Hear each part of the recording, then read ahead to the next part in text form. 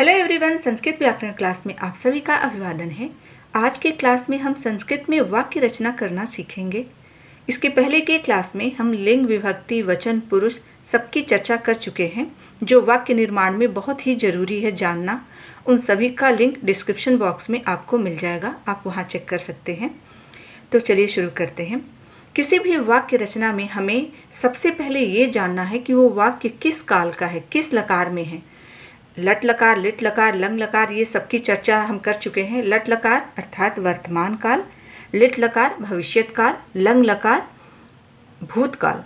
तो इस तरह से हमें लकार की जानकारी होनी चाहिए, तभी हम वाक्य रचना कर सकते हैं। तो इस वाक्य में हम देख पा रहे हैं सबसे पहला वाक्य, वह जाता है। इसमें जाता है ये देख के हम समझ पा रहे हैं कि वर्तमान काल अर्थात लट लकार का वाक्य है।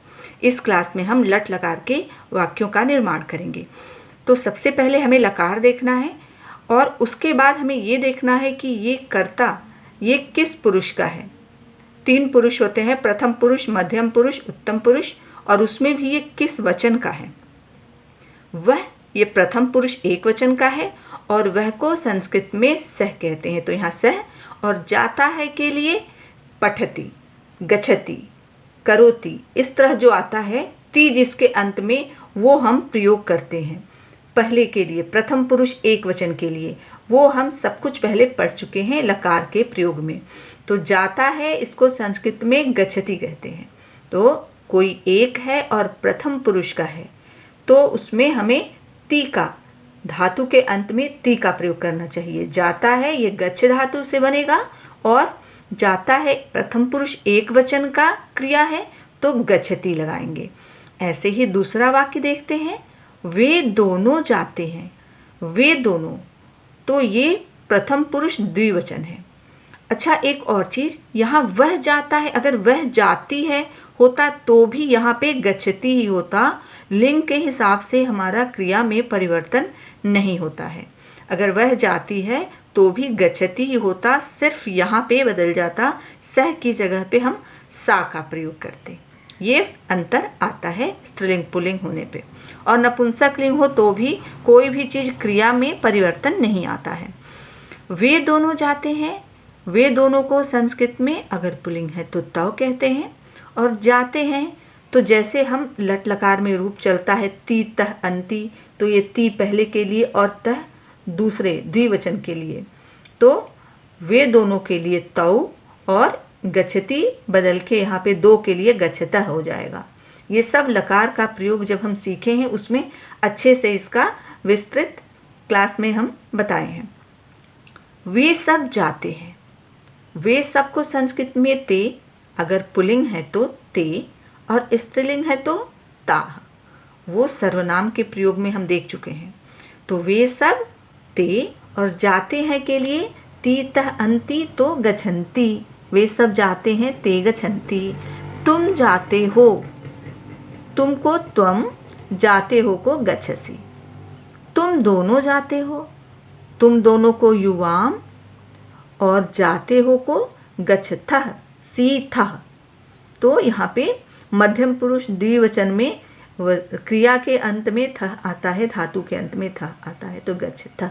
अगर तुम दोनों पढ़ते हो तो पठथः ऐसा होता। तुम सब जाते हो, तुम सबको संस्कृत में यूयम और जाते हो को गच्छत। तो धातु रूप कैसे चलता है, ती तह अंति सी थह थ मी वह मह, आमी आवह आमह। मैं जाता हूँ, मैं को संस्कृत में अहम, जाता हूँ को गच्छामि। हम दोनों जाते हैं, हम दोनों को आवाम, और जाते हैं को गच्छावह, आमी आवह आमह। ये धातु रूप में ऐसे बदलता है।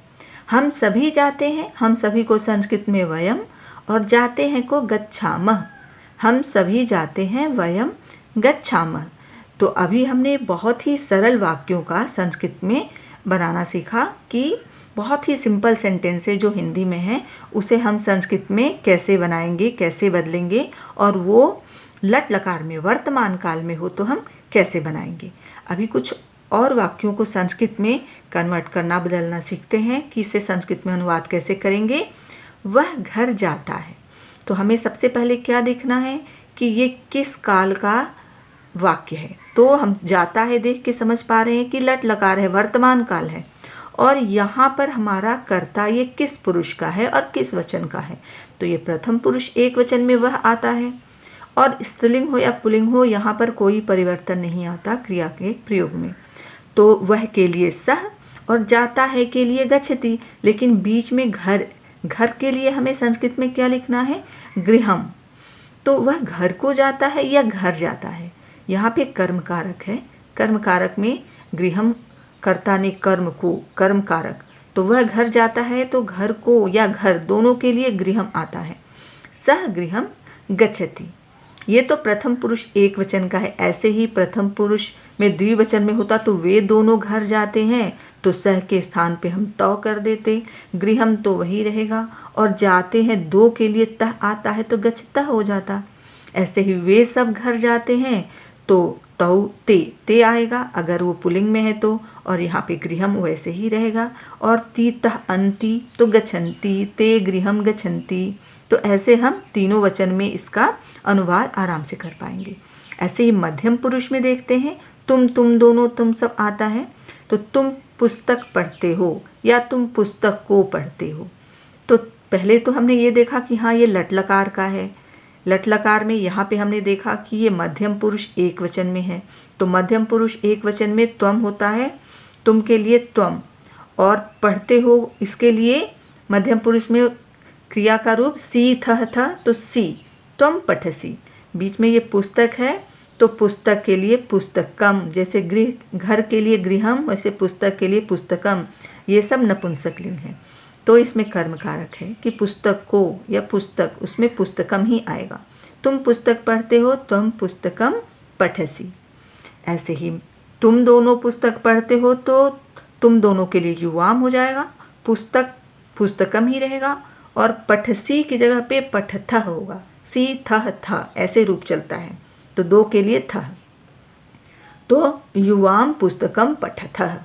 और तुम सब पुस्तक पढ़ते हो तो यूयम पुस्तकम पठत। अच्छा, मैं पुस्तक पढ़ता हूँ तो मैं, पहले हम क्या देखेंगे, अगर हमें ये एक सेंटेंस मिला कि हमें इसे संस्कृत में कन्वर्ट करना, अनुवाद करना है, तो पहले हमने देखा कि ये लट लकार वर्तमान काल का वाक्य है, और इसका हमने ये देखा कि ये उत्तम पुरुष एक वचन है। उत्तम पुरुष एक वचन में मैं, द्विवचन में हम दोनों, और बहुवचन में हम सब, ऐसे आता है। तो मैं को संस्कृत में अहम, और पढ़ता हूँ तो उत्तम पुरुष में क्रिया का रूप आमी आवह आमह, तो आमी। तो अहम पठामी, अहम पठामी, ये पुस्तक है तो उसके लिए पुस्तकम, अहम पुस्तकम पठामी। हम दोनों पुस्तक पढ़ते हैं तो हम दोनों के लिए अहम के स्थान पे आवाम, पुस्तकम वैसे ही रहने वाला है, और पठामी के स्थान पे पठावह। ऐसे ही वो हम सब पढ़ते हैं तो अहम के स्थान पे वयम, पुस्तकम, पठामी पठावह, फिर पठामह, तो वयम पुस्तकम पठामह। तो इस तरह से हम अपने कर्ता का स्थान देखेंगे। उसके बाद क्रिया किस अवस्था में है, वर्तमान काल में है, भविष्यत काल में है या अतीत काल में है। लट लकार, लिट लकार, लंग लकार, इसके अलावा दो और लकार है, हम आगे की क्लास में बताएंगे। तो ये देखने के बाद हम संस्कृत में वाक्य का अनुवाद बहुत ही आराम से कर पाते हैं।